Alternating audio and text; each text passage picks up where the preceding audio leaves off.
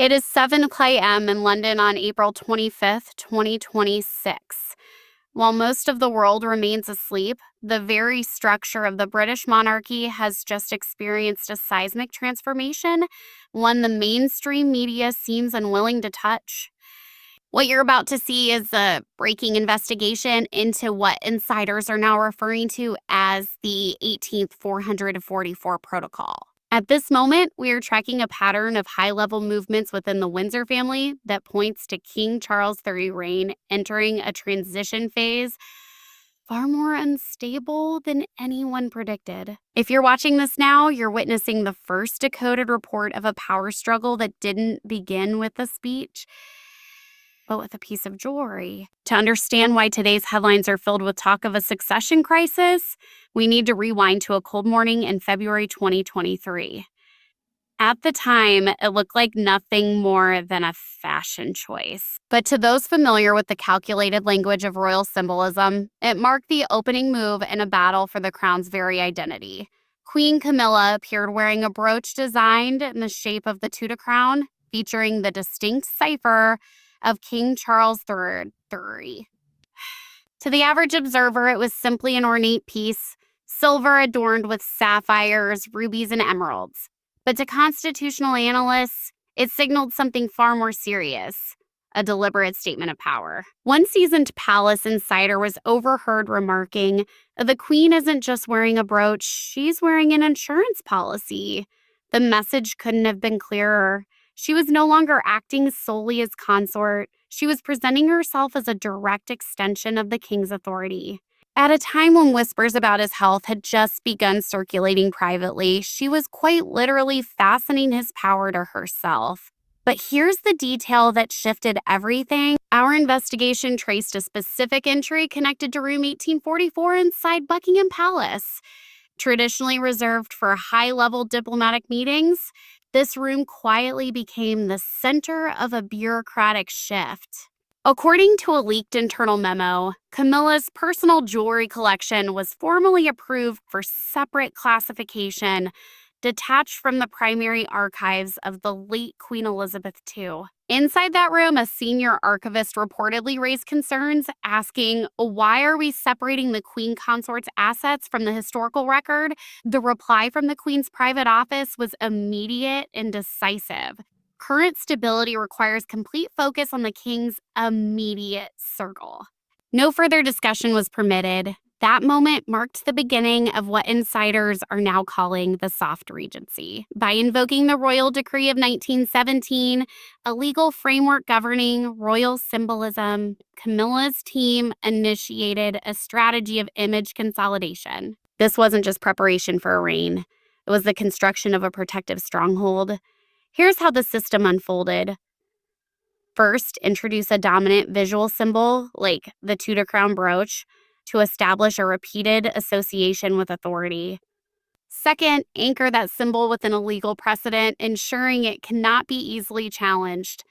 Third, relocate the administrative records to an isolated setting, such as room 1844, limiting external oversight. The result? A concentration of power that effectively bypasses the traditional royal hierarchy.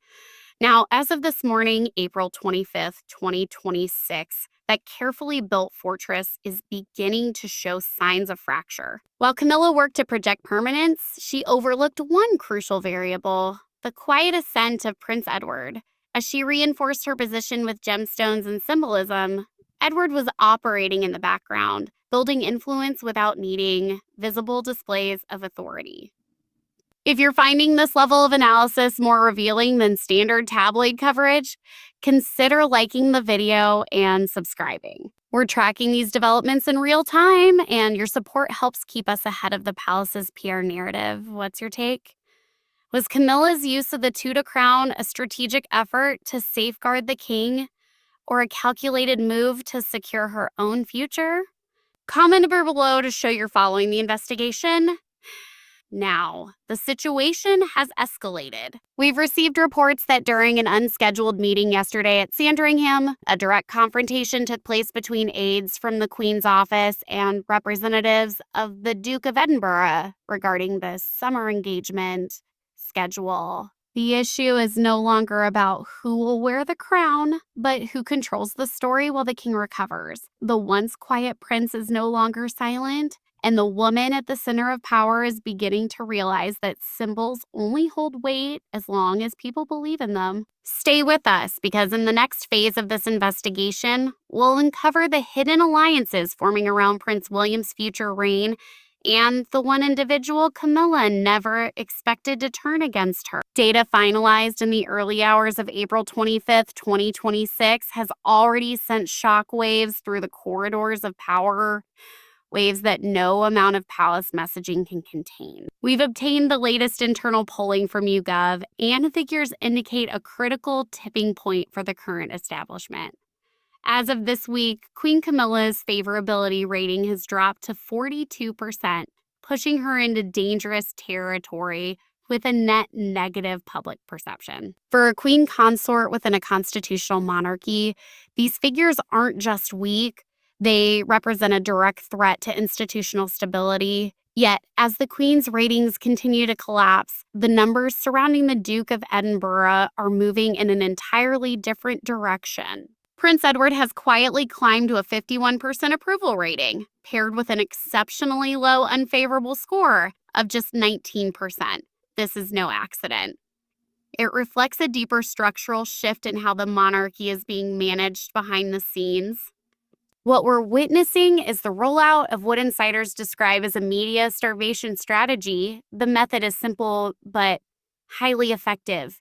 You gradually remove the spotlight and PR support from an underperforming figure while simultaneously elevating a dependable, high-performing alternative. In this scenario, the institution is steadily redirecting its resources away from the Queen and toward the Duke and Duchess of Edinburgh. The proof goes beyond polling data. It's embedded in official records. A confidential budget audit from the first quarter of 2026 shows a striking 15% increase in security and logistical spending tied to the Edinburgh's international engagements. At the same time, funding for the Queen's solo appearances has essentially been put on hold. When a senior Treasury official reportedly raised concerns about this imbalance, the response from palace authorities was cold and procedural. Resources must align with measurable public utility. This, the operational logic of what's known as the data anchor in royal strategy. First, identify the fault line, the growing divide between public opinion and institutional roles. Second, execute a resource pivot, redirect financial and operational support toward the more popular figures. Third, initiate quiet isolation. Allow the less favored figure to retain their title, but strip away the systems that sustain their visible authority. A hushed account from a meeting inside the private secretary's office just 10 days ago adds further weight to this theory. A staff member loyal to the Queen reportedly pointed to Edward and Sophie's rising numbers and asked, "Are we deliberately allowing her ratings to fall to create space for the Edinburghs?" The room fell silent.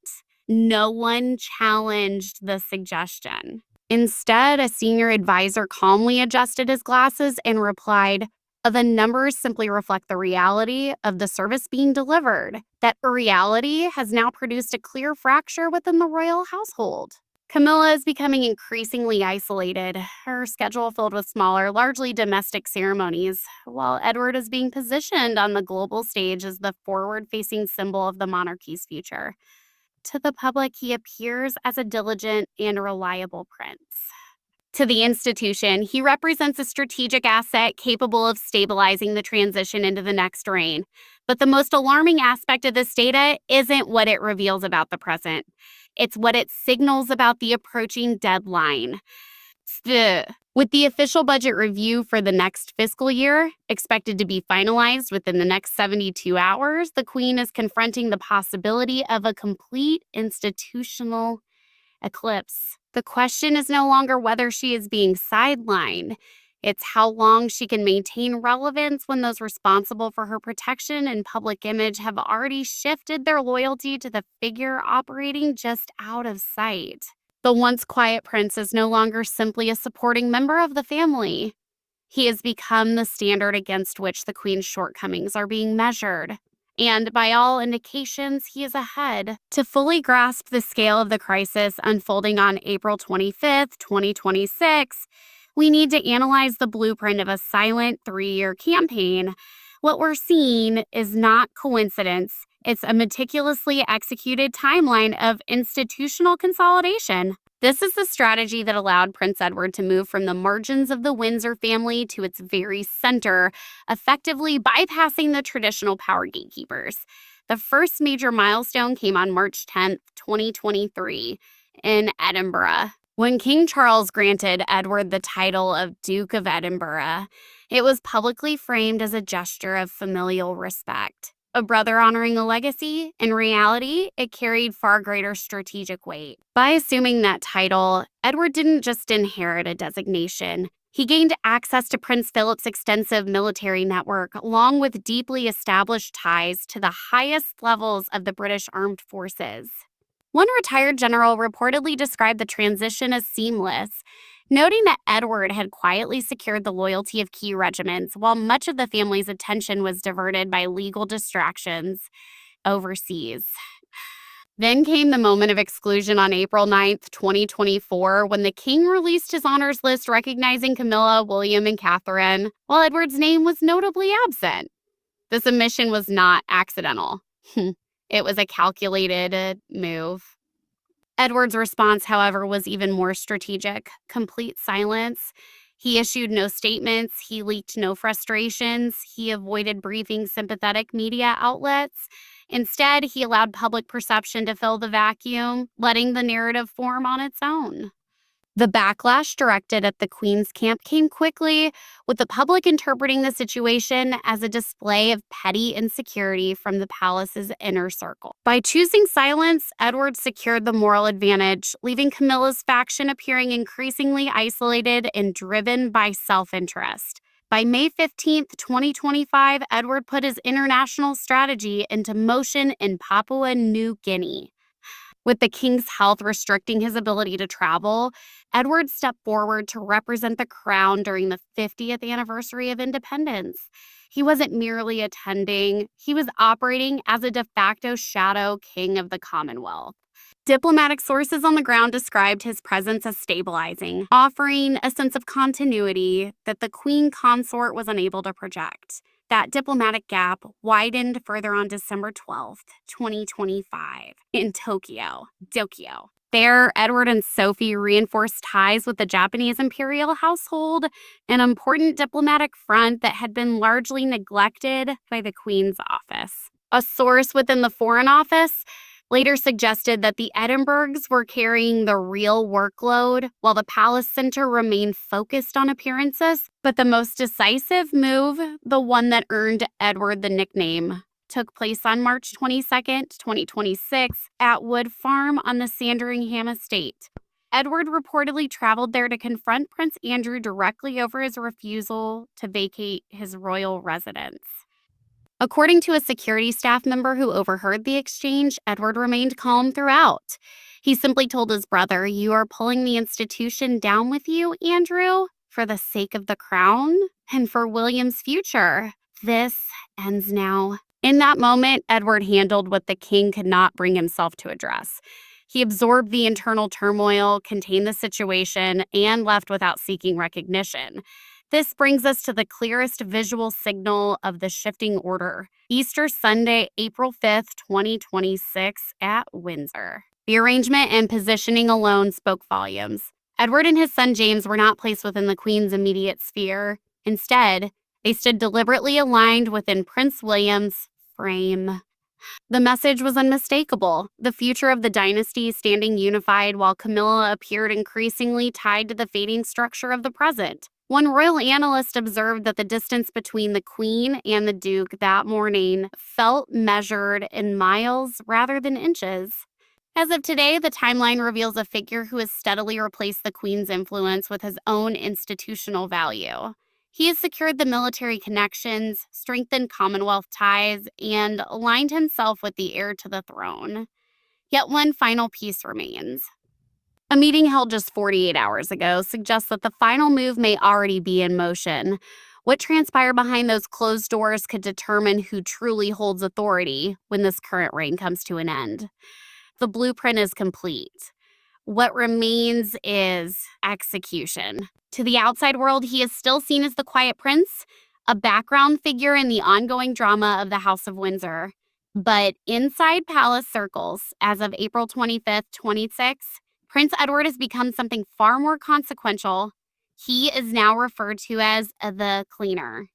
To understand how a man once dismissed as an irrelevant spare now holds the balance of power, we need to break down the three-step mechanism behind his rise. The first step is chaos absorption. In any high-stakes institution, leadership is most vulnerable when distracted by scandal. For King Charles, Prince Andrew's ongoing defiance became a persistent drain, both on his energy and his public image. Edward stepped directly into that gap. He took on the role of delivering ultimatums, navigating the difficult conversations, and handling the sensitive situations the king's condition made difficult to confront. By walking into places like Royal Lodge and Wood Farm to manage these issues, Edward didn't just support his brother. He positioned himself as essential. A former palace security officer reportedly explained it this way: Edward doesn't just manage problems, he neutralizes them before the king even arrives. He has effectively become the primary shield against internal fallout. The second step is what analysts describe as triggering immunity. Because Edward has spent decades avoiding controversy, no memoirs, no explosive interviews, no public drama, he has built a rare form of protection. In media terms, he is considered unremarkable. But within the world of high-level strategy and palace politics, that a boring image is a powerful advantage. It creates a form of operational invisibility. While public attention remained fixed on the Queen's declining approval ratings or external royal controversies, Edward was quietly establishing a network of loyal supporters within the Privy Council, the most influential advisory body to the sovereign. He wasn't chasing headlines. He was building procedural control. He has quietly activated a network of civil servants and legal advisors who now turn to him, rather than the Queen's office, for final approval on key administrative decisions. The third and final stage is what can be described as trust conversion. This is where public approval is transformed into tangible financial and operational power. With Edward's approval rating climbing to 51%, he has gained what insiders call political latitude. He has leveraged that momentum to secure a place at the table where the sovereign grant. The monarchy's multi-million-pound funding structure is distributed. By demonstrating reliability and stability, he has successfully pushed for oversight of legacy holdings, including major estates like Sandringham, as well as broader control over royal residences. The result of this three-step strategy is a complete restructuring of palace hierarchy. As of today, Prince Edward effectively controls the operational core of the royal household. He has become the chief steward of its logistical framework. Whether it's reallocating staff, approving large-scale renovations, or accessing the Crown's private archives, the process now runs through the Duke of Edinburgh's office. This morning, a leaked Treasury report indicated that a new directive has been issued concerning the royal fleet and travel coordination for the remainder of 2026. Every route and every associated budget now requires co-signature from the Duke's Chief of Staff. The Queen Consort, once the central gatekeeper to the king, now finds those gates no longer responding to her authority. The cleaner has moved beyond simply resolving internal conflicts. He has quietly restructured the entire system. As the sun rises over London, the question is no longer just what Edward has managed to fix, but what he intends to build in the space he has created. The framework for a new era is already in place, and the individual holding the blueprint is the one few expected. The clock has just passed midnight on April 26, 2026. Inside the Sandringham Library, a leak has surfaced that could fundamentally destabilize the monarchy's current power structure. Within the past few hours, internal sources have flagged a highly classified document, known only to a select group of senior advisors. Its title, Project Regency 28. This is not a routine draft. It is a transformative blueprint for the crown's future, and its implications are profound. According to reports, the memorandum, discovered by a staff member within the Royal Archives, outlines a contingency plan for governing the realm during an extended period of the king's medical absence. But the most alarming detail lies at the bottom of the final page. There are 2 signatures, one from the Prince of Wales and one from the Duke of Edinburgh. The section designated for the Queen Consort is not only unsigned, it was left blank in the original document. This stands as the clearest confirmation yet of a shadow regency. While King Charles remains at Highgrove undergoing treatment, the day-to-day functions of the British state appear to have been quietly rerouted. We've identified a new administrative pathway, one that bypasses the Queen's office entirely. Cabinet papers, diplomatic briefings, and royal warrants are now being directed first to Prince Edward. Only after his initial review are they forwarded to Prince William for final authorization. The Queen may still preside during public ceremonies, but it is the Duke of Edinburgh who effectively holds operational control. This underlying tension erupted into a visible confrontation just hours ago at precisely 9:45 a.m. In the North Corridor of Buckingham Palace, the historic passage linking private quarters to administrative offices, a high-stakes standoff unfolded. Witnesses describe a tense, low-voiced exchange between the Queen's private secretary and a senior military aide from Edward's team. The dispute centered on finalizing schedules for upcoming state events. The Queen's office attempted to assert its traditional authority over guest lists and seating arrangements. Edward's team responded decisively. They reportedly produced a copy of the Regency 28 protocols and informed the Queen's secretary that all logistical decisions had already been finalized in alignment with the heir's long-term strategy. For the first time during her tenure, the Queen Consort's directives were not merely challenged. They were overridden openly in a palace corridor. One insider described the atmosphere as charged with tension. The Queen now finds herself in a palace where staff attention is shifting past her toward a man who has spent decades preparing for precisely this kind of institutional vulnerability. Edward has not staged a coup. He hasn't launched a coup. He has simply stepped into a vacuum with such precision that there's no room left for her to operate. This is no longer just about control of a schedule. It's about shaping the pre-William era. By establishing himself as the indispensable link between the current monarch and the future king, Edward has positioned himself as the most powerful man in the United Kingdom who does not wear a crown. That empty space on the memorandum sends a clear signal to the world. The era of the consort is fading if the era of the protector has begun. But with the king remaining isolated at Highgrove and the public beginning to notice the Queen's absence from key decision-making circles, a critical question emerges. What happens when someone who has spent decades fighting for legitimacy realizes she is being written out of the narrative in real time? The confrontation in the corridor was only the opening act.